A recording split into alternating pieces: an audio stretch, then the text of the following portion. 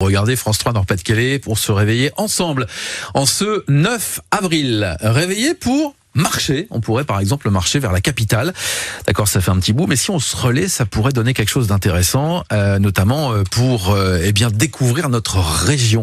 La grande randonnée vers Paris, elle va passer par le nord à partir du 19 avril et jusqu'au 22. Patrick Jamin est avec moi. Bonjour Patrick. Bonjour. Vous êtes le vice-président de la Fédération française de randonnée pour le nord. La grande randonnée vers Paris, c'est en marche pour les JO, c'est un peu ça l'idée ? Alors c'est un peu ça l'idée, effectivement. On a voulu, la randonnée n'est pas un sport olympique, mais on a voulu marquer quand même un petit peu le coup en étant en marge des Jeux Olympiques et donc organiser.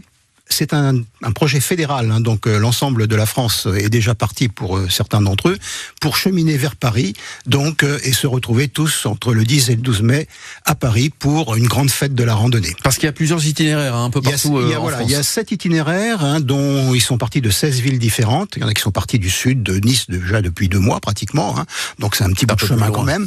Alors nous, comme on est les derniers, on est les plus près, c'est aussi l'avantage. On va partir du 19 au 22 avril pour traverser le département du Nord. Alors il y a 4 étapes qui seront proposées juste pour le département du Nord. Après vous passez le relais à vos amis du Pas-de-Calais. Vous allez partir de la mairie d'Halluin le 19 avril. Oui. Quel va être le chemin ? Alors le chemin, c'est de suivre en principe les itinéraires de grande randonnée, les fameux GR, vous savez, les balisages blancs et rouges que tout le monde connaît, bien sûr, qui longent pour la plupart d'entre eux la Marque ou les canaux qu'il y a dans le Nord. Donc la première étape va nous emmener de Halluin jusqu'à Marcq-en-Barœul, où nous serons reçus également à la mairie de Marcq-en-Barœul. Ce qu'il faut souligner quand même, c'est qu'il y a un accueil fabuleux de toutes les villes que nous allons traverser. C'est vrai. Oui, parce qu'on va essayer de les mettre en valeur à travers cette randonnée. Alors il y a pas mal de villes. Marcq-en-Barœul, vous serez à Ouascal le lendemain pour Villeneuve-d'Ascq, puis après vous partirez de Villeneuve-d'Ascq jusqu'à Fretin, Ennevelin jusqu'à Libercourt. C'est ouvert au public, on peut venir marcher avec vous. Voilà, alors il y a les randonneurs bien sûr des clubs de randonnée qui vont nous rejoindre. Pour l'instant nous avons plus de 660 inscrits sur les 4 randonnées, donc répartis, mais c'est également ouvert au public et dans certaines randonnées nous avons même des associations locales qui viennent nous rejoindre pour faire un petit bout de chemin avec nous. Ça fait combien de kilomètres par jour ? Alors ça fait 22-23 kilomètres par jour avec des haltes de temps en temps pour récupérer, notamment je pense l'étape qui va nous emmener de Ouascal à Villeneuve-d'Ascq. On va essayer de s'arrêter pour le temps d'une pause photo. Je vois, la pause déjeuner est très, très importante. La pause déjeuner est importante, effectivement. Mais une pause photo aussi à la Villa Cavrois, parce que, pour tout vous dire, nous avons le soutien du ministère de la Culture, du ministère des Sports et de l'UNESCO, ce qui est quand même pas mal. Pardon Patrick, mais 22 bornes. Oui. Ça va ?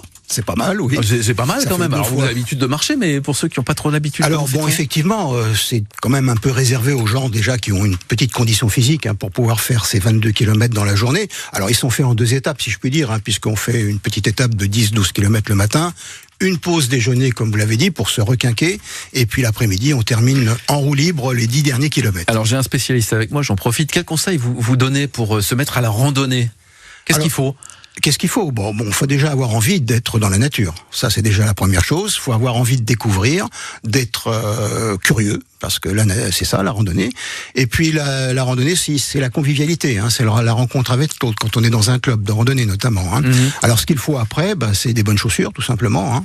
Première des choses.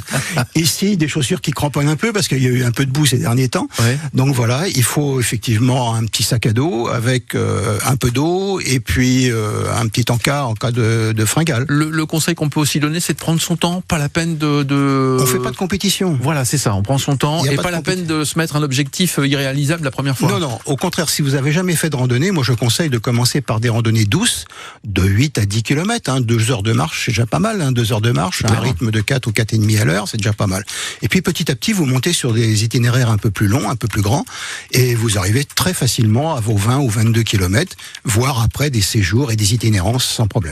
Merci beaucoup Patrick Jamin. Alors on rappelle donc le 19 avril pour la première étape. Départ le 19 avril à Halluin et arrivé le 22 avril à Libercourt, pardon. À Libercourt, dans le Pas-de-Calais. Libercourt, où nous passons, non pas la flamme, mais le bâton de randonnée avec les couleurs de l'olympisme. La grande randonnée vers Paris et qui démarre de notre région, donc non pas le week-end qui arrive, mais le week-end suivant. Merci beaucoup Patrick. On se renseigne évidemment sur votre site internet si on a envie de s'inscrire. À bientôt Patrick. À bientôt, merci. Et bon courage pour marcher. Tranquillement. Je suis pas trop adepte de randonnée, vous. Vous imitez le ski, là, le tchic. Oui, non, la marche nordique. Avec les bâtons. Ouais. Compliqué, ça, la marche nordique. C'est un peu plus compliqué, c'est un peu plus physique et un peu plus technique, mais c'est très à la mode et c'est recommandé par la médecine. Ah, en plus. Absolument. Donc les bienfaits de la marche. Ça fait travailler le cœur. Ça marche. 8h52, vous écoutez